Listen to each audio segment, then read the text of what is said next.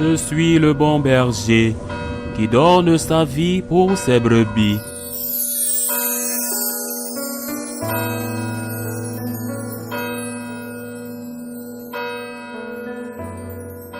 En ce temps-là, une fois sortis de la synagogue, les pharisiens se réunissent en conseil contre Jésus pour voir comment le faire périr.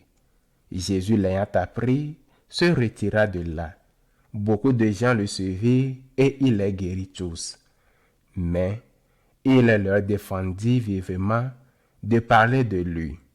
Ainsi devait s'accomplir la parole prononcée par le prophète Isaïe. Voici mon serviteur que j'ai choisi, mon bien-aimé en qui je trouve mon bonheur.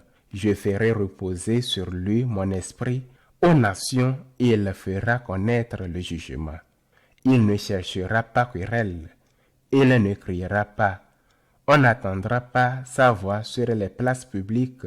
Il n'écrasera pas le réseau froissé. Il n'éteindra pas la mèche qui faiblit, jusqu'à ce qu'il ait fait triompher le jugement. Les nations mettront en son nom leur espérance. Acclamons la parole de Dieu. Le réseau brisé ne se brisera pas, la mèche vacillante ne s'éteindra pas. Nous avons des raisons d'espérer, et ce ne sont pas par grâce à nos mérites, mais par la miséricorde de Dieu. Tous, à l'exception de la 37 Vierge Marie, nous sommes un réseau brisé, mais qui n'est pas encore tout à fait brisé. Nous sommes tous une mèche qui oscille entre briller et s'éteindre, mais qui n'est pas encore éteinte. C'est l'humilité qui attire, tel un tonnerre attire la foudre.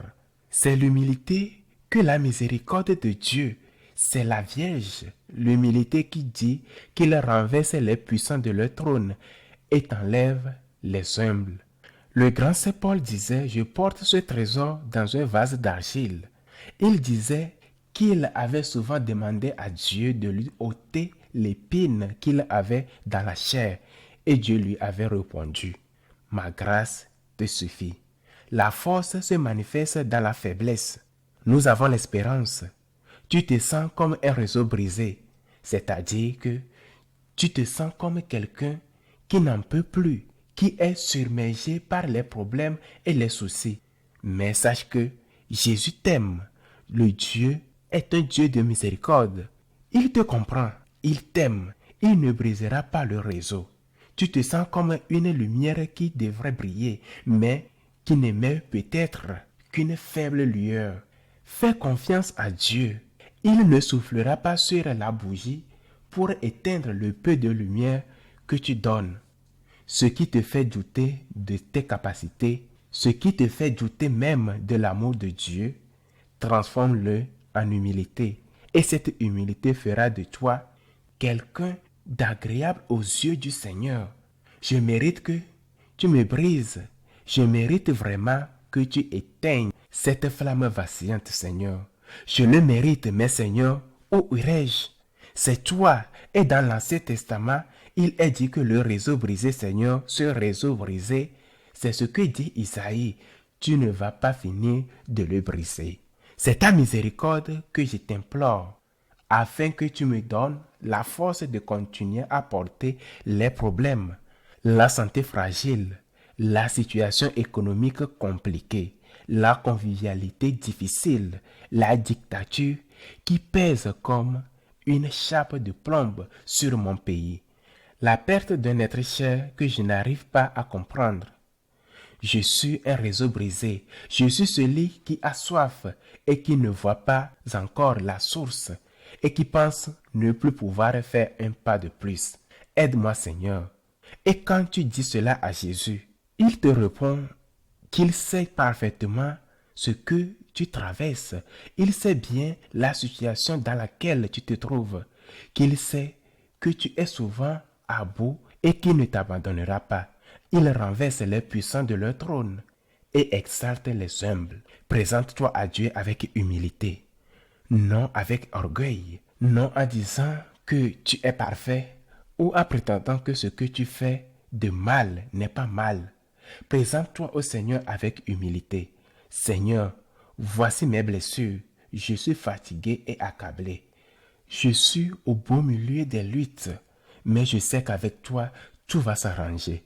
Seigneur, me voici avec mes blessures. Et Dieu qui te connaît mieux que quiconque, qui te connaît mieux que toi-même, qui sait ce que tu souffres, ce que tu traverses, ta situation actuelle, qui connaît ton histoire mieux que quiconque, ne brisera pas ton réseau fêlé, ni n'éteindra pas la mèche qui vacillante. Le Seigneur te connaît et t'aime.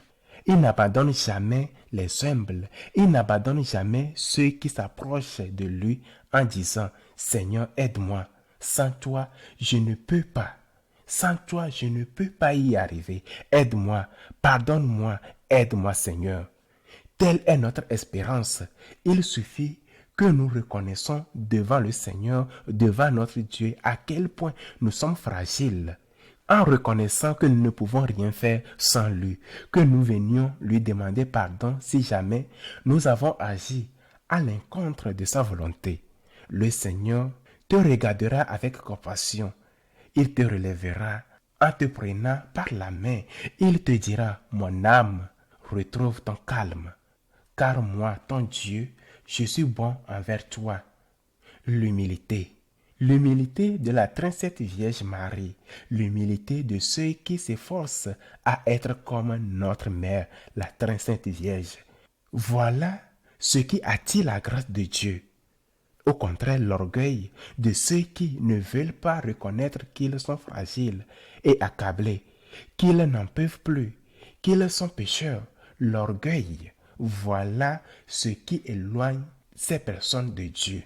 Car le bien ne peut cohabiter avec le mal, et Dieu, qui est le bien, ne peut cohabiter avec le démon qui est le mal.